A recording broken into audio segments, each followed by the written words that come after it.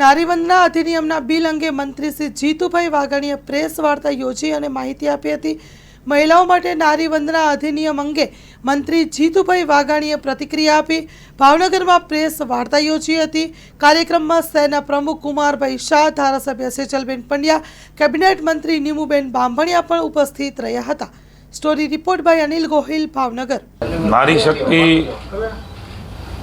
વંદના અને નારી શક્તિ અભિયાન, નારી શક્તિ અધિનિયમ લોકસભામાં એની ચર્ચા થવાની છે।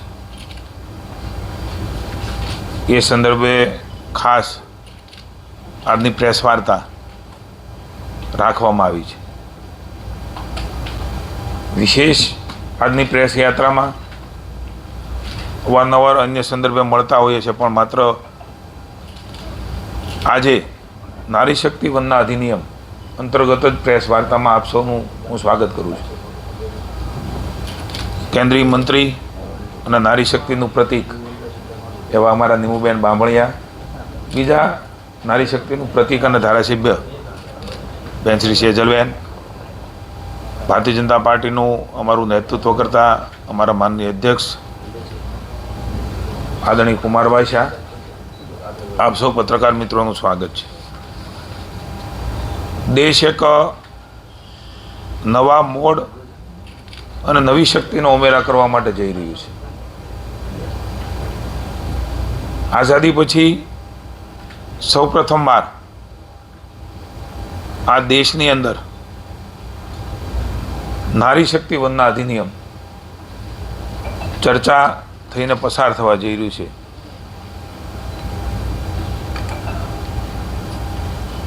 વર્ષોથી રાહ જોતી દેશની જનતા અને દેશની મહિલાઓ, હું એમ કહીશ કે ભારતની મહિલા ભારતનું ગૌરવ, આપણી બેન આપણું ગૌરવ।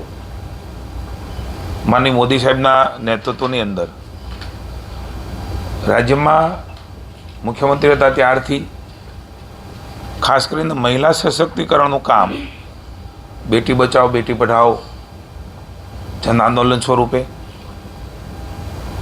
કન્યા કેળવણી, શાળા પ્રવેશ ઉત્સવ, 33% સ્થાનિક સ્વરાજની સંસ્થામાં અનામત હતી। માનનીય મોદી સાહેબે 9-10માં 50% મહિલા અનામત, એ દેશનું બીજું રાજ્ય ગુજરાત જે તે વખતે બન્યું હતું। આ ઉપરાંત પણ આપણે સૌ જાણીએ છીએ પ્રમાણે અન્ય રીતે પણ મહિલાઓ આગળ આવે એમના માટે થઈને રાજ્યમાં અનેકવિધ યોજનાઓ માનનીય મોદી સાહેબના નેતૃત્વમાં આવી। ડ્રોન દીદી, લખપતિ દીદી, ઉજ્જવલા, ડેરી ક્ષેત્રે પણ ક્રાંતિકારી સફળતાનો કોઈને શ્રેય જતો હોય તો આપણી મહિલાઓને જાય છે। સમગ્ર વિશ્વનું ધ્યાન સખી મંડળીઓ બનાવી, મુદ્રા યોજના દ્વારા મહિલાઓ આર્થિક રીતે સદ્ધર થાય એમના પ્રયાસો થયા। 181 હેલ્પલાઇન એ પણ માનનીય મોદી સાહેબે આપણી દીકરીઓ માટે શિક્ષણ ક્ષેત્રે નમો લક્ષ્મી, વિજ્ઞાન પ્રવાહ માટે નમો સરસ્વતી જેવી યોજનાઓ મોદી સાહેબે જે રાહ ચીંધ્યો તે માનનીય ભૂપેન્દ્રભાઈ પટેલના અને હર્ષભાઈના નેતૃત્વમાં આગળ વધ્યું। આવી અનેકવિધ સફળતાઓ એ આપણી નજર સમક્ષ ગુજરાતની અંદર આ પહેલ એ સંપૂર્ણ રીતે સફળતાપૂર્વક નારીનું સાચકમાં સશક્તિકરણ થયું, લોક ભાગીદારી બની, સત્તામાં પણ બની, વ્યવસાયમાં પણ બની। એના પરિણામો આપણે જોયું છે કે ગુજરાતની અંદર મહિલાઓ એ મોદી સાહેબના સાંભળવા માટે, સમજવા માટે સંમેલનોમાં અને એની નીતિઓ તળધરતી ઉપર ઉતારીને અનેકવિધ મહિલાઓ એ પુરુષ સમોવડી બની છે। એના ઘરમાં અંદર એ નિર્ણય પ્રક્રિયાની ભાગીદાર બની છે। જાહેર જીવન અને રાજકીય ક્ષેત્રે પણ એ નિર્ણયોમાં ભાગીદારીનો અહેસાસ કરી રહી છે અને એમના કારણે સમાજ વ્યવસ્થામાં ખૂબ મોટો બદલાવ આપણે રાજ્યમાં જોયો છે।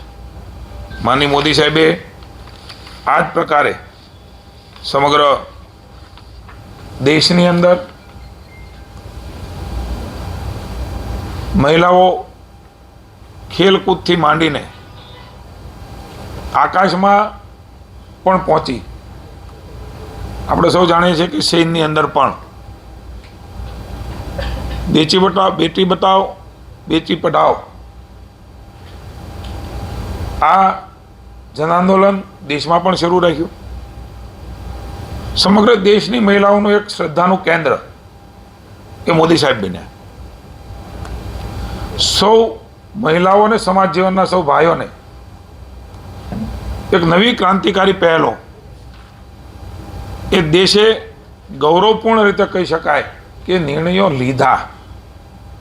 ટ્રિપલ તલાકની બાબત હોય, 370ની કલમની બાબત હોય, IPC કલમમાં સુધારો હોય, આપણું સંસદ એક નવો ઇતિહાસ અનેક પળે રચતું ગયું. પણ મોદી સાહેબે હમણાં જ જે વાત કરી છે એ પ્રમાણે મને એવું લાગે છે કે